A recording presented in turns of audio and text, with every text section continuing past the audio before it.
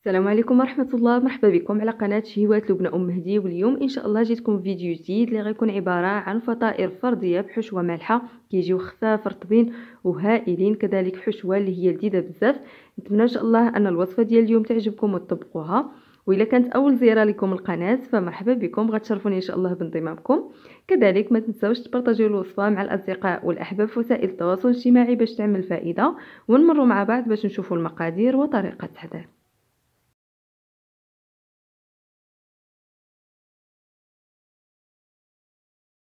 اول شيء ان شاء الله غنبداو به هو تحضير العجين. غنحتاجوا ليه كمقادير 200 غرام من الدقيق الابيض او دقيق الفرينه يكون من نوعيه جيده، 100 غرام من دقيق الفينو او القمح الصلب، ملعقه كبيره من الخردل او المطرد، ملعقه صغيره من الخميره الفوريه او الخميره المعجونه، ملعقه صغيره من الملح، ملعقه كبيره من السكر الخشن او سكر سنيده، ربع كأس من زيت الزيتون اللي كتعادل 4 المعالق كبار، والحليب الدافئ لجمع العجين. بالنسبه للطريقه فغناخذ الاناء اللي غنعجن فيه، انا هنا غنستعمل العجانه ونغربلو الدقيق.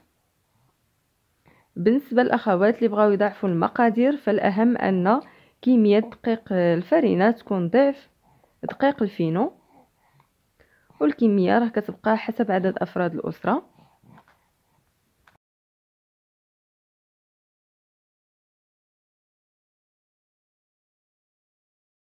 وغنغربل دقيق الفينو، من بعد نضيف ملعقه كبيره من الخردل او المطرد، فكيعطي واحد المذاق رائع جدا للعجين. ممكن اضافه الزعتر بعد ما تحكوه تضيفوه للعجين. وغنضيف الخميره الفوريه او الخميره المعجونه، الملح والسكر.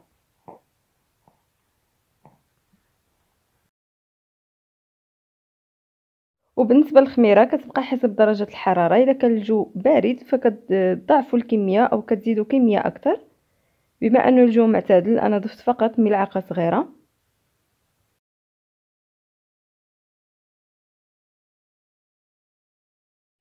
وفي الاخير نضيف الحليب ونجمع العجين.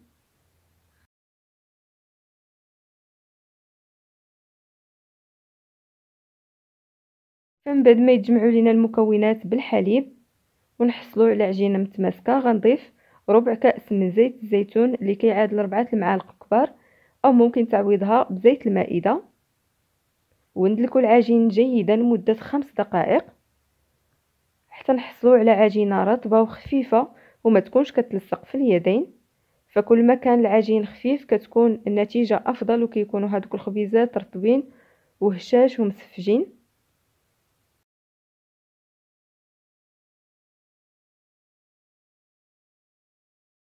ضعت العجين في اناء وغنغطي عليه بالبلاستيك الغذائي، نتركه جانبا حتى يختمر ويضاعف الحجم تاعو. نمروا مباشره لتحضير الحشوه اللي كتبقى اختياريه حسب الرغبه ديالكم. انا غنعطيكم فقط فكره.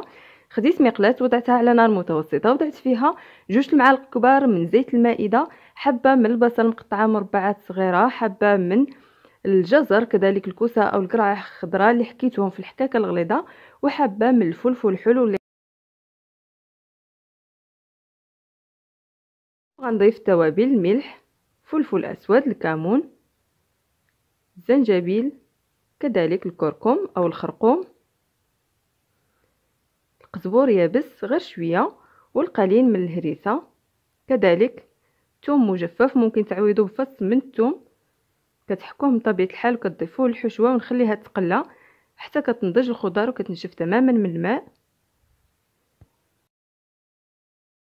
من بعد غنضيف ليها الزيتون اخضر مقطع بدوائر، علبه من التونه، مصفاة من الزيت، والجبن الموتزاريلا. ممكن الاستغناء عن التونه فكتبقى اختياريه.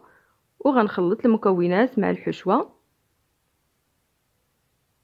فممكن ديروا في هاد الخبيزات فقط الخضر فكيجيو لذاذ. وغنسم بالقليل من الزعتر، غنحكو بين يدي وغنضيفو الحشوه. ممكن تنسمو باكليل الجبل او الازير، كذلك بالريحان، فكلهم كيعطيو مذاقات اللي هي رائعه لهاد الحشوات.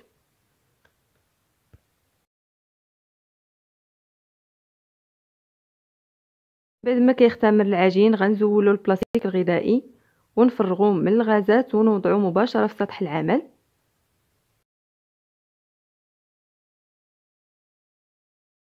ونقطعوا القطع متساويين في الحجم ونشكل منه كرات كذلك اللي هما متساويين في الحجم. انا بالنسبه لهاد الكميه خرجت لي 12 حبه.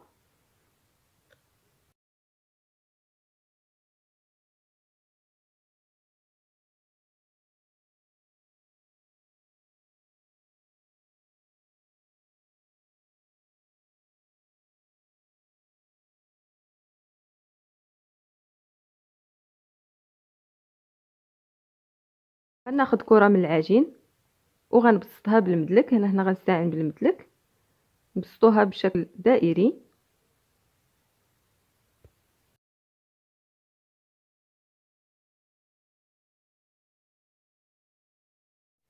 وفي الوسط غنوضع الحشوه تقريبا مقدار ملعقه كبيره.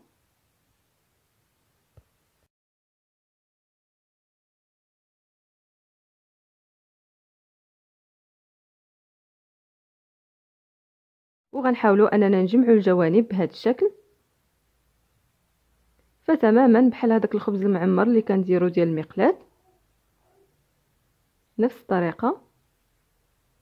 المهم اننا نغلقوا على الحشوه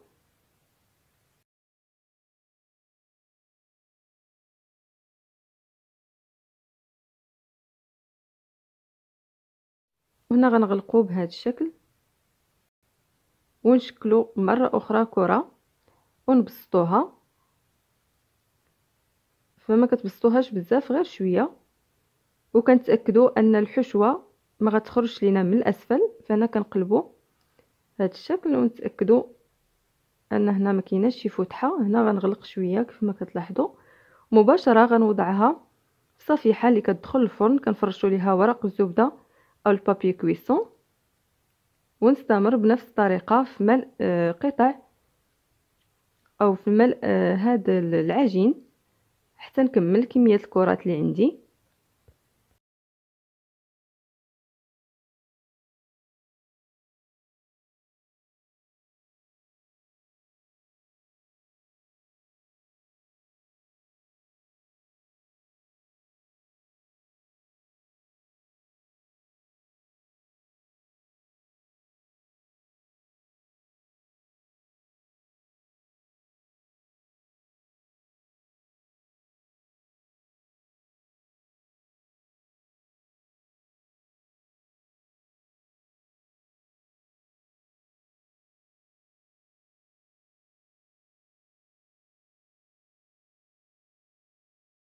في الاثناء غنكون كنسخن الفرن على 180 درجه، نشعل عليه من الفوق ومن التحت. فهنا بالنسبه لواحد الملاحظه، كتخلي واحد المسافه بين كل فطيره والاخرى باش هكا ما يلتصقوش ملي يدخلوا الفرن.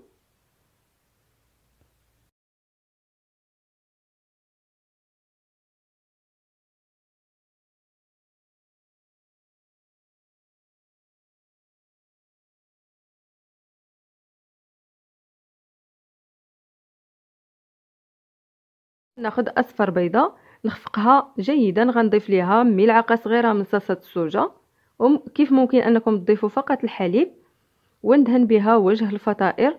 فهنا ما كنخليهمش يختمروا مره اخرى، وغرشهم بالسمسم وندخلهم مباشره للفرن. من طبيعه الحال كنقصوا عليه، نخليوه فقط على 160 درجه من الفوق ومن التحت. بالنسبه للبنات اللي عندهم الفرن الغازي، فمن بعد ما كتسخنوه جيدا غتنقصوا على النار، تخليوها فقط على عافيه مهيله، وتدخلوا الفطائر ملي كينضجوا مزيان من التحت. غتشعلوا عليهم من الفوق يذهبوا شويه وتخرجوهم مباشره.